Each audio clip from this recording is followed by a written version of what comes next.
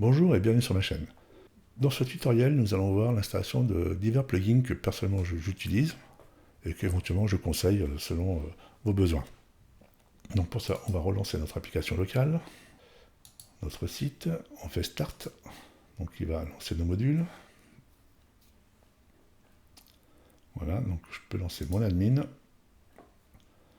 Dans mon admin, je vais dans Extensions, et ici on va faire Ajouter. Module, ça va être notre module de sécurité. Donc ça que j'utilise moi perso, c'est Item Sécurité. Donc il est là, voilà. Donc c'est ce modèle-là. Donc il y a d'autres logiciels de sécurité. Bon, après celui-là, je me suis habitué à lui, il est pas trop mal noté, donc à suivre. Par contre, très important, tous les plugins que vous souhaitez installer, vérifiez toujours déjà les notes, hein, c'est important. Le nombre d'installations, ça c'est important aussi. Et surtout, que le plugin soit bien suivi.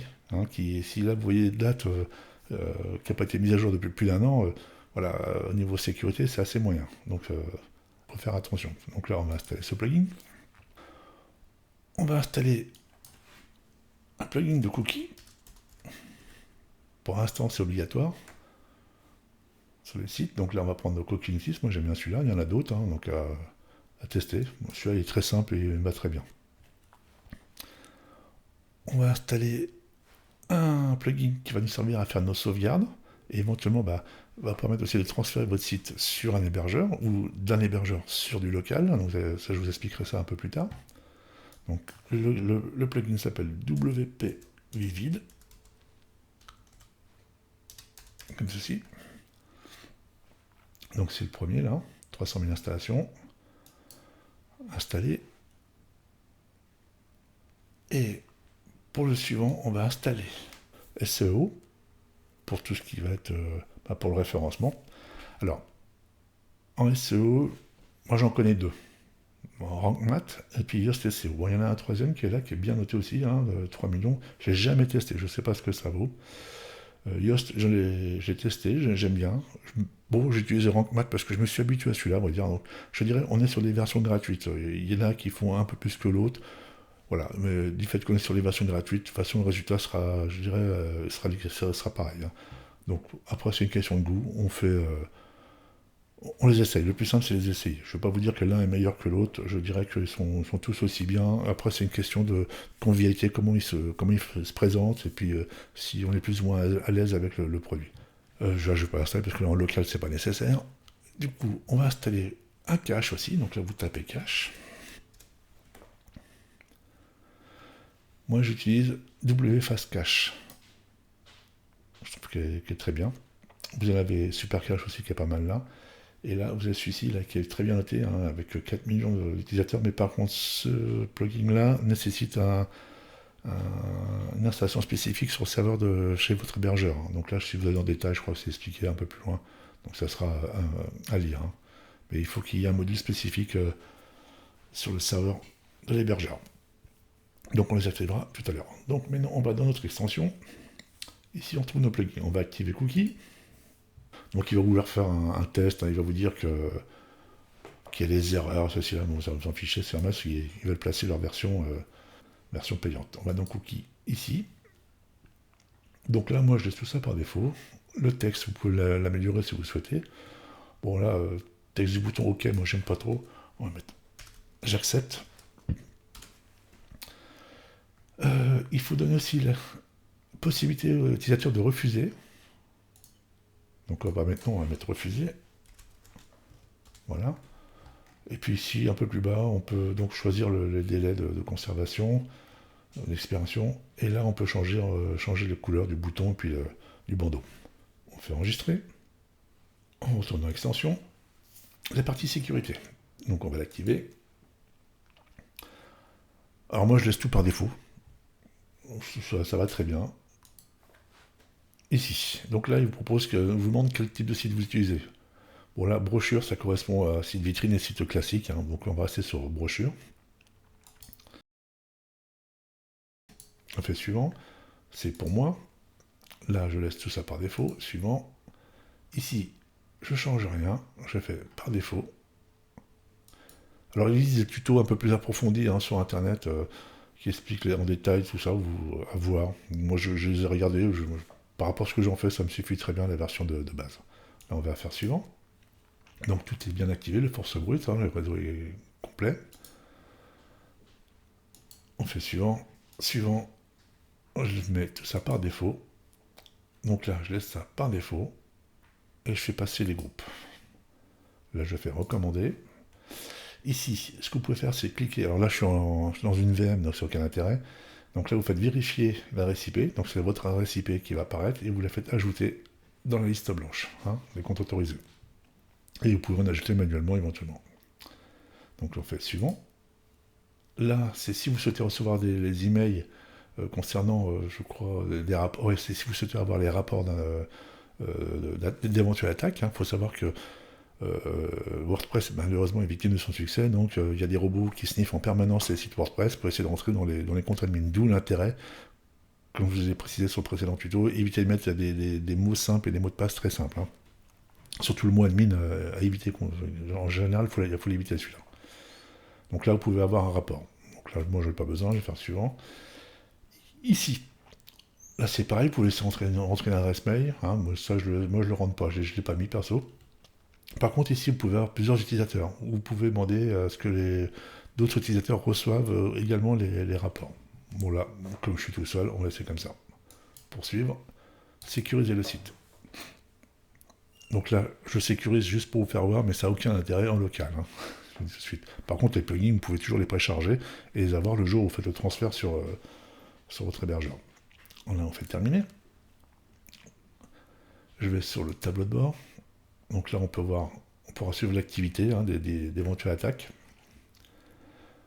On se redirige sur les réglages. Je vais vous montrer quelque chose. Dans Avancer, ici, il y a différentes options. Vous avez la possibilité de déplacer votre login, que ça soit WP-admin, ce qui est hyper connu. Donc ça, c'est par défaut, c'est le WP login de WordPress. Et si vous le remplacez, vous mettez le nom que vous voulez. Par contre, ne l'oubliez pas, parce que vous ne pourrez plus vous connecter à votre site. Donc voilà, vous mettez un nom, ce que vous voulez. Comme ça remplace le WP login par défaut de WordPress. Et bien sûr, vous enregistrez. Voilà, donc on retourne dans Extension. On va passer sur WP Cache, donc je vais l'activer. Alors, je vous l'active juste pour la démonstration. On est en local, ça sert strictement à rien de l'activer. Je vais aller dans les paramètres. Donc là, on va définir en français. Alors, en règle générale, moi, je coche tout. Next. Là, je coche tout ça. Je valide tout ça. On ne sait jamais. À l'avenir, si je rajoute des options, autant qu'elles soient déjà activées. Je fais Next. Et fini. Ici, pareil, j'active. On continue, on fait OK. On fait OK. Donc là, comme ça. Je dirais jusque là, on peut... Normalement, il n'y a aucun souci. Il peut arriver que sur certains hébergeurs, en fonction de ce que vous cochez, ça peut générer des problèmes. Alors moi, ce que je vous conseille, à partir de là, ou même au-dessus, selon la sensibilité que vous avez par rapport à votre site, c'est quand vous cochez ça, vous faites Sublime, envoyer, vous testez votre page, vous allez sur votre site, vous allez dans un lien, vous testez votre page, et si tout fonctionne bien, vous pouvez laisser activer. Et vous faites la même chose au fur et à mesure. Et vous testez à chaque fois vos pages. Si vous avez plusieurs, vous testez toutes vos pages, bien sûr. Et pensez, avant de faire le test, à bien vider le cache pour être sûr qu'il n'y ait aucun problème. Et là, on actualise la page. Et on va vérifier que toutes nos pages fonctionnent bien. Voilà, donc là, une fois que ça c'est fait, vous faites envoyer. Et c'est parti. Le cache est installé. On retourne dans les extensions. Donc là, moi, je vais désactiver. Pour le local, j'en ai pas besoin.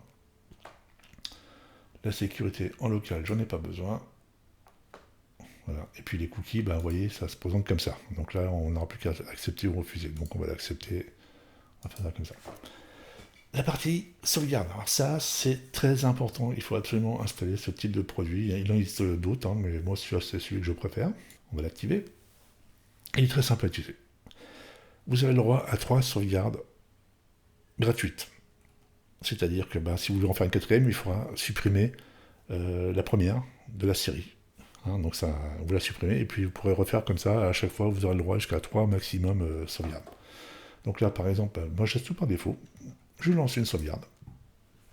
Donc là, comme le site est quasiment vide, ça va aller très vite. Voilà, c'est fait.